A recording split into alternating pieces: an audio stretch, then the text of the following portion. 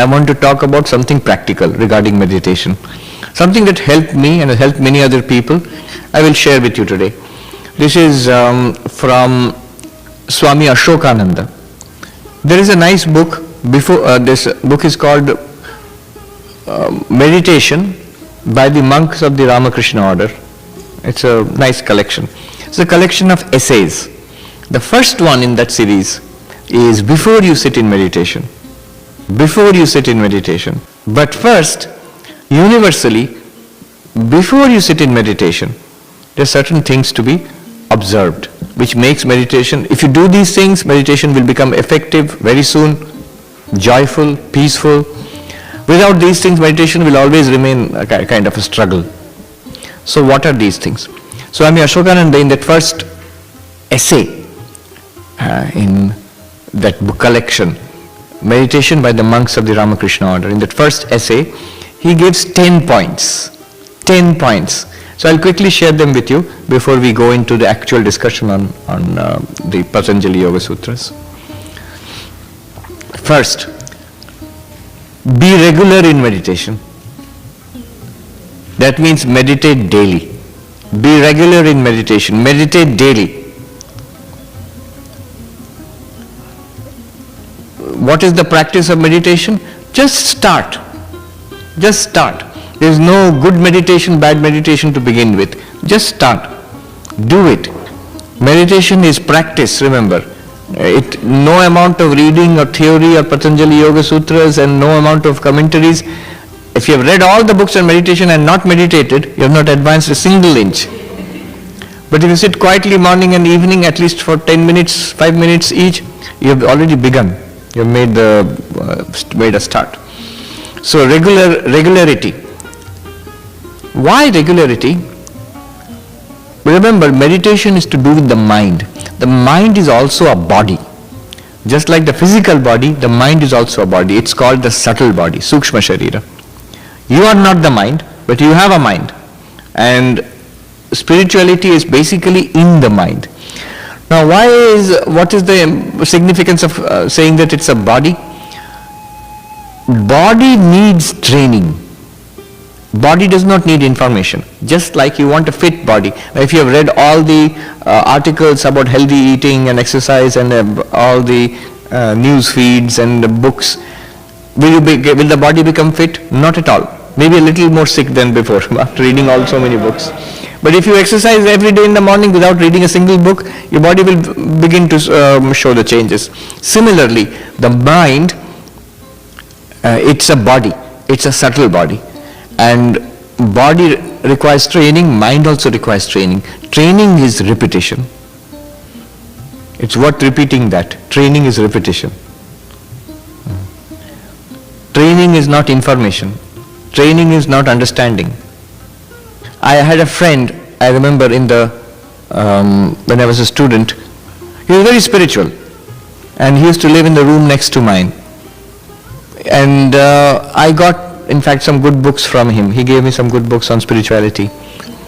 You have heard of Eknath Easwaran, who lived in San Francisco. He wrote very nice books. Have you met him? Sir? You have met him? He has books, yes. So I was introduced to his books by this boy. Now, one thing which I noticed, he would meditate when the mood took him. So days would go by, he's not meditating. Sometimes he would feel like meditating and he would meditate more than me. But I had already taken mantra diksha, and one of the rules is daily you have to meditate, morning and evening, even if it is mechanical. Which is better? He would say, no, this mechanical meditation does not appeal to me. If I don't feel like meditating, how can I meditate? When I feel like meditating, I will meditate. No. Big trick of the mind. It's like the elephant saying, I will be trained when I feel like training. I don't feel like training, you can't train me. Then the elephant will never be trained. No amount of training will work. If I say, I will get up only when 4 o'clock, some days when I have the mood, I will get up at 4 o'clock. That mood will become rarer and rarer, you will see. So regular meditation, daily you must meditate. Then the second point he says, have a fixed time for meditation. Not only daily, but have a fixed time as far as possible. I know people are busy, so the schedules, but as far as possible. And Swami Ashwakananda recommends at least twice a day. Thrice if possible, if not, at least twice a day. Once, of course, but at least twice a day, morning and evening. And he says there are special times which are suitable for meditation. Best time is always you get up from bed, fresh, the previous day's impressions have been cleared off, you are rested. Use that time for meditation. When the world is quiet, there are beautiful descriptions of Swami Vivekananda in New York. How he would always be in a meditative mood. Sometimes he would sit quietly and become so absorbed, people would be waiting for him to give the talk. They would sit for meditation. They thought maybe 5 minutes, 10 minutes, 15 minutes, 30 minutes, 40 minutes, 1 hour. They would slowly, they would not dare to disturb him. They would slowly get up and walk away, and he would open his eyes and find the room empty. Everybody is gone. And he actually became embarrassed about these things. He taught the American disciples, just like Sri Ramakrishna, you see the continuity there, certain mantras, that if you see me sitting in meditation like that, repeat it into my ears and I'll come back to awareness. He would try to stop his mind from going into deep meditation. Just the opposite for us. We try to go into deep meditation. He try to stop his mind from going into deep meditation. At all hours. But especially, the beautiful description, when that busy city, even when Manhattan, a city that never sleeps, when it finally went to sleep, very early in the morning, everybody, this whole city is quiet. Vivekananda would be immersed in deep meditation. At sometimes, students would walk into a room and suddenly find he's sitting there, and they began to recognize that inward mood. They would quietly walk out without disturbing him. As evening fell upon the city, as night deepened on the city, this is Vivekananda would remain immersed in samadhi in that little room. Meditative mood. If we cannot do that, at least twice a day. And early morning is good, and evening. In India, the yogis, they felt that there are certain times in the day when night changes into morning, dawn. When noontime, there are inflection points, so to say. They are called sandhi, twilight, when afternoon changes into evening. And then midnight. These are good times for meditation. I don't know how true it is in modern cities in the world, but definitely just imagine a small Indian town, very early in the morning, of course quiet, and afternoon, when it changes into the hot Indian afternoon, it quietens down a little. And then evening, as the sky reddens and the sun sets and the darkness falls, again a quietness comes on the world. So nature is quiet. There's something in the patterns in the body also, that at these times it is conducive to meditation, conducive to inwardness. So that's another thing. There's Swami Brahmananda used to say, and Sri Ramakrishna also, different places, especially holy places, pilgrimage places, at different times there is a special spiritual vibration. So he identified different times. Belur Math, much to my annoyance, it's at 4 o'clock in the morning. So it's if you want to catch that time. The monks were uncompromising. We would groan that it's hot and sweaty and you don't hardly get enough sleep at night. You have to get up at 3:40 in the morning. I still remember our very senior Swami, our mentor, saying, no, that one is, we cannot compromise on that. But you feel sleepy the next day, fine, you can sleep. But you have to get up at 3:40 in the morning and meditate at 4. 4 to 5 or almost till 6. Sometimes you can meditate. Suppose I can't work properly after that, and so whatever you can do after that is acceptable to us. That one is you have to get up. We don't want your efficiency afterwards. We want you to get up and meditate at that time. It's just a way of pushing the mind, because mind is tricky, you know. Then I think he said Puri is probably in the afternoon. Banaras is midnight, I think, midnight. Vrindavan also, I think, probably midnight. With different spiritual centers have special vibration. They have the vibration throughout the day, but at special times. Also special times, special puja times. You will find the holy days in the year, which are regarded as sacred times. At that time you will find a special vibration. The large numbers of human beings think of God, or at least they're supposed to. There is a special vibration in the air, and for centuries they have those days, like we think of Shivaratri, in Bengal the Durga Puja, 5 days and nights, and there are special times like that in the year, good times for meditation. So time, second thing is take advantage of time. Some of the monks I knew, regularity, time.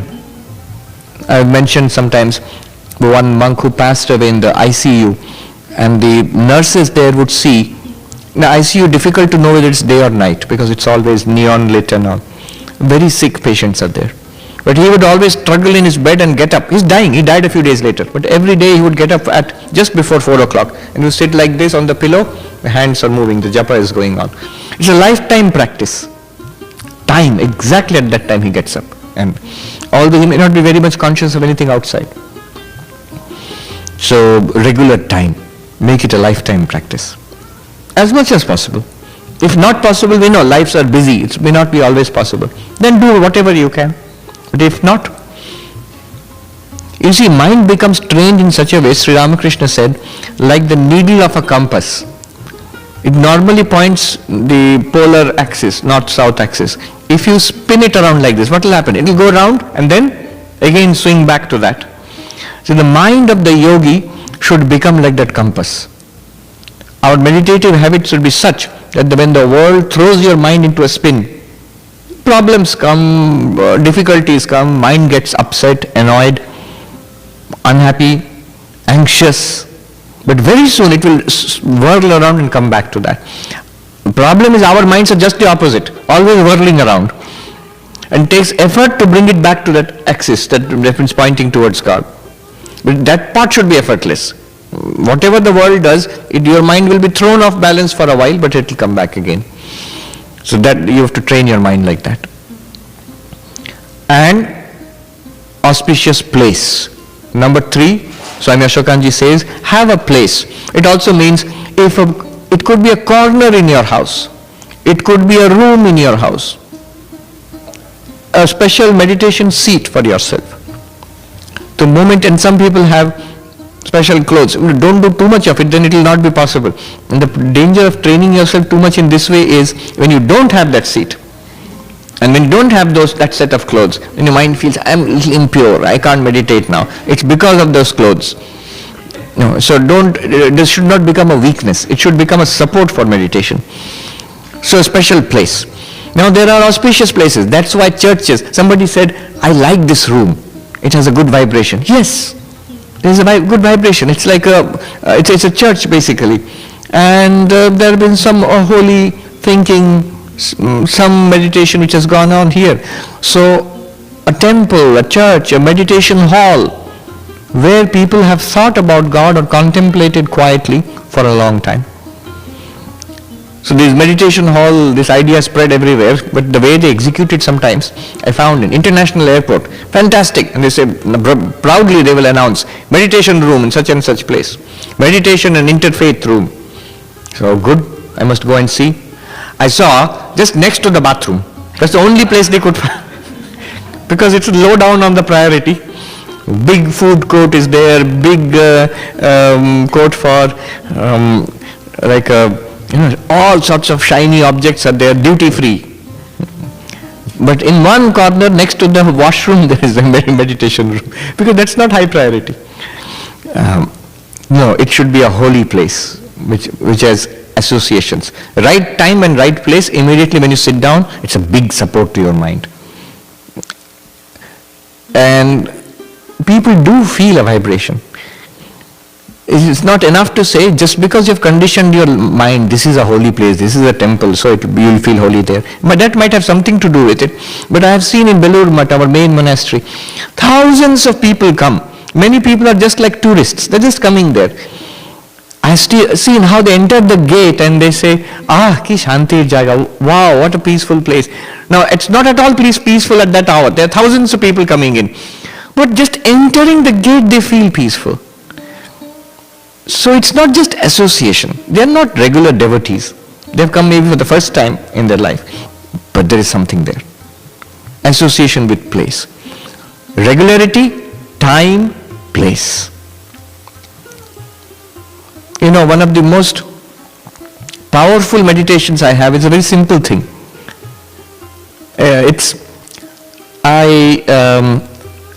Year after year, every day in the morning and evening in Belur Math, we have this pranams. We offer our salutations to the temple of Sri Ramakrishna, to the temple in Swami Brahmananda, Ma Sharada's temple, Swami Vivekananda's temple, and the place where the monks are cremated, the direct disciples, the Samadhi Sthal. And it's a routine.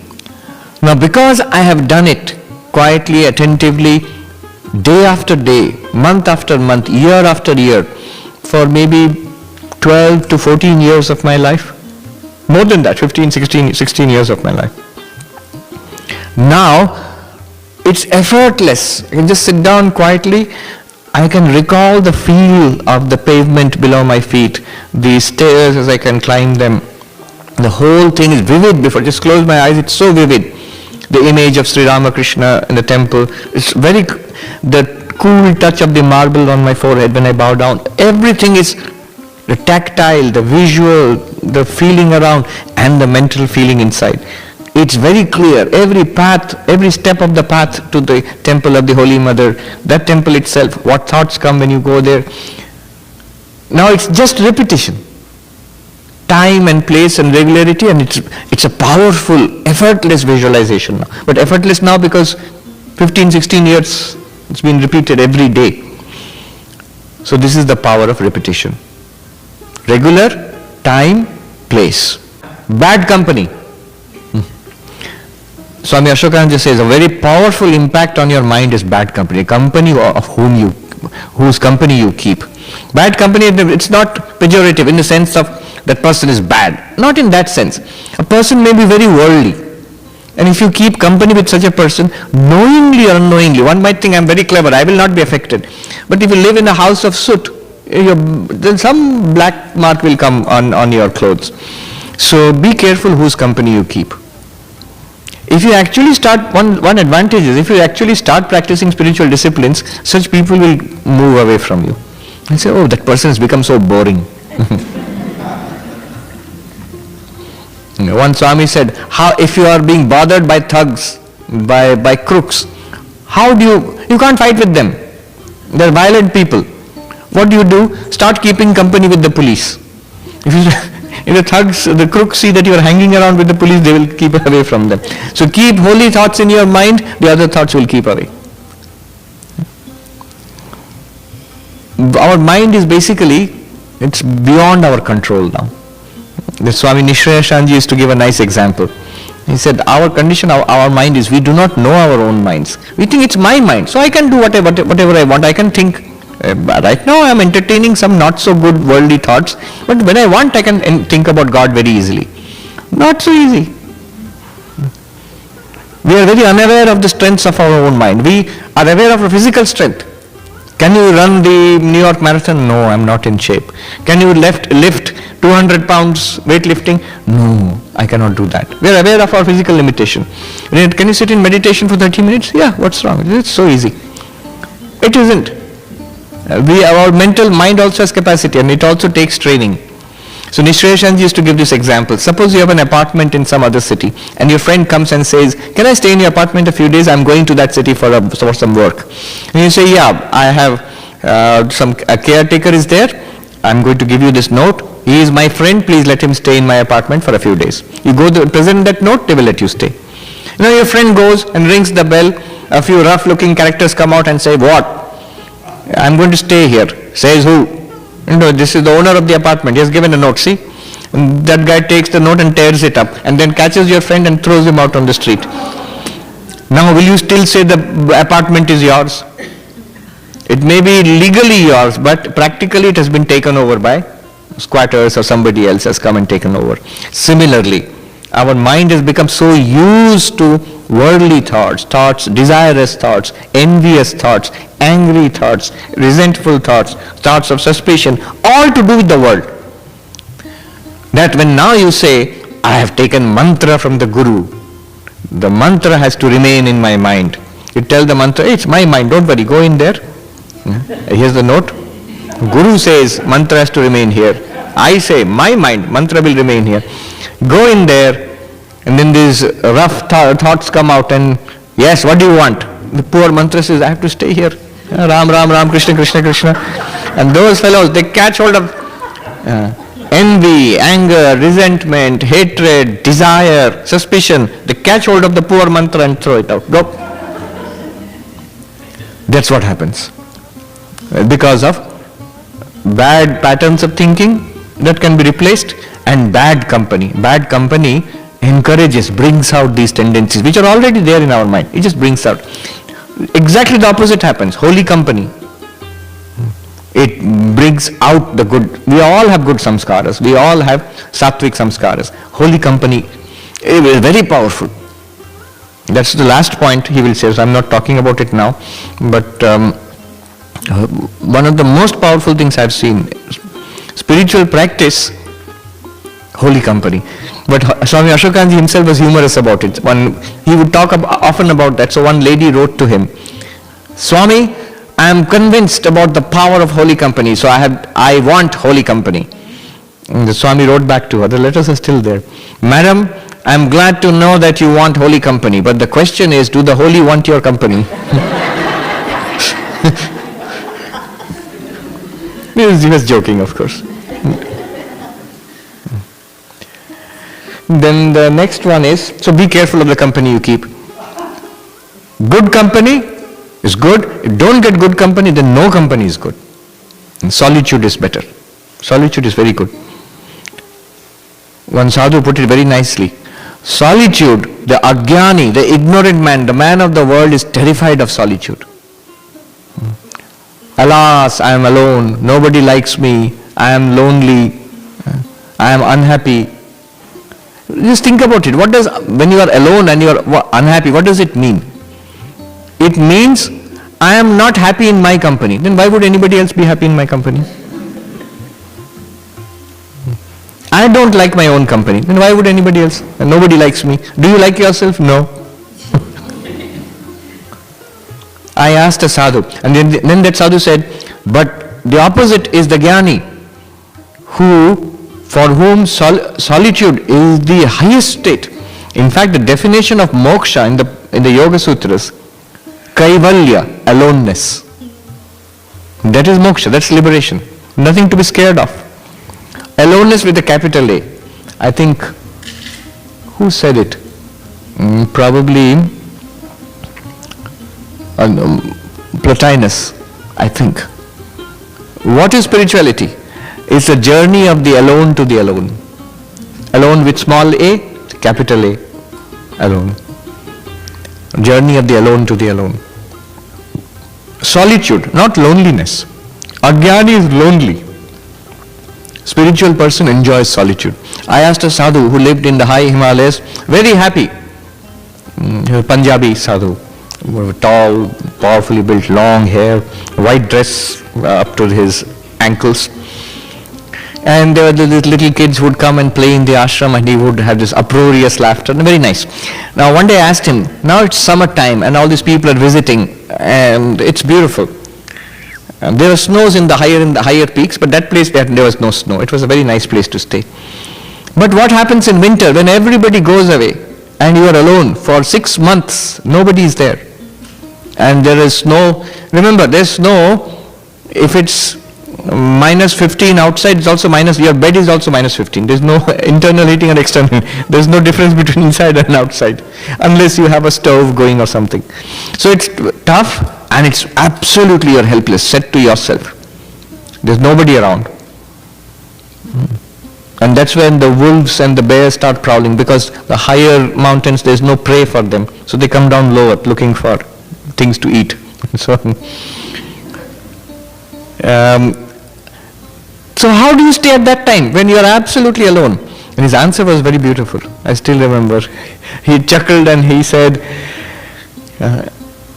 Swami, when now I am happy, at that time I am happier, happiest. He said in Hindi, Mahatma ji अब मजे में हूँ, तब और भी मजे में हूँ, तब और भी मजे में रहता हूँ. मजे में means in real happiness. I am happy now, and at that time I am even happier. That's a sign of a truly mature mind. Are you comfortable with your solitude? Then the next one, Swami Ashokanji says, is sixth point, is asceticism. Asceticism, that is some austere living. In Sanskrit it's called tapasya.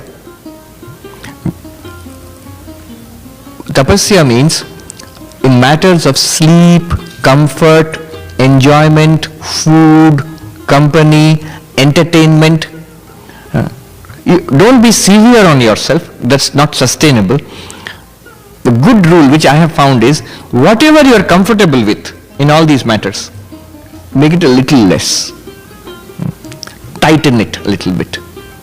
So there will be some resistance from the body, there will be some resistance from the mind, and that's good. Number 7, yes, what I told you earlier, that when you enter the hall, you come to the presence of God, sit down for meditation, I am God. Not I as father, I'm worried about son and daughter. Not I as mother, not I as husband, wife, I as corporate executive, will I be laid off? What will my boss think of me? What about the deadline? No, I am not coming to God as a corporate executive, as father, mother, son, not as person who's, what is happening to the stock price on Wall Street. No. Everything, like the shoes you cast off before entering a temple, you cast off all identities. Somebody pointed out, busy, tension, so much responsibility. Huge, New York, just outside New York in Queens, you have huge graveyard, cemetery. Those were among the busiest people in the world. Now look at them. Think you are like that. Nothing in the world depends on you. Nothing in the world depends on you. Nothing in the world depends on us. Don't worry. When you're taking care, when you're trying to catch hold of God, that's when the mind plays tricks. We have got so many other responsibilities. Yes, only mind thinks about responsibilities only when you ask it to think about God. Other times, no. So, feel completely detached from all the roles of your life. I approach God with the, Ashokanji says beautifully, approach God with a sense of eternity. Look back upon your life, this day in your life, no matter what the tension, what the fear, 20 years later or 40 years later when you look back upon this day in your life, it will be a small thing, some memory, mostly will be forgotten. Then why give importance to it now?